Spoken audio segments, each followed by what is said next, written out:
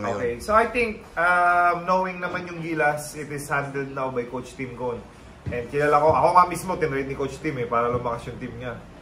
So, with Coach Tim, we are in good faith. Kasi,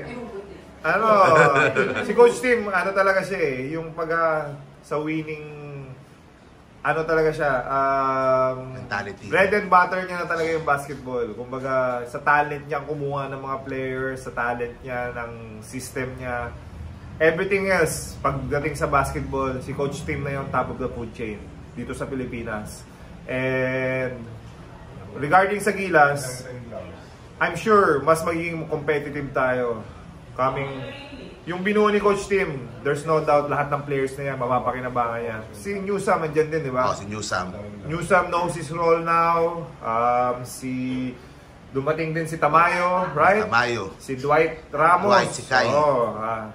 Kai So, Soto. hindi rin, totoo rin talaga na pag pogi ka, pwede ka rin magiging magaling na basketball player. Tapos si Kai Soto. Yes, yan yung future ng basketball natin.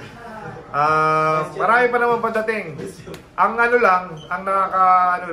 pwede mo pa rin isama naman yung Ravena Brothers Kasi nasa peak pa rin sila ng career nila. Ganda na pinapakita ngayon. Yes, so kung ako kay Coach Tim, kukunin ko rin yung Ravena Brothers pang reserve. Kasi siyempre long term yung gusto ni Coach Tim. So with the long term, di mo alam, basketball yan. Like sa side ko, laging injury prone ako. So wag naman sanang may injured sa lineup natin. But kung may mangyayari man, nandyan pa yung mga Ravena Brothers to contribute sa Gilas program natin. Thank you very much. Amazing.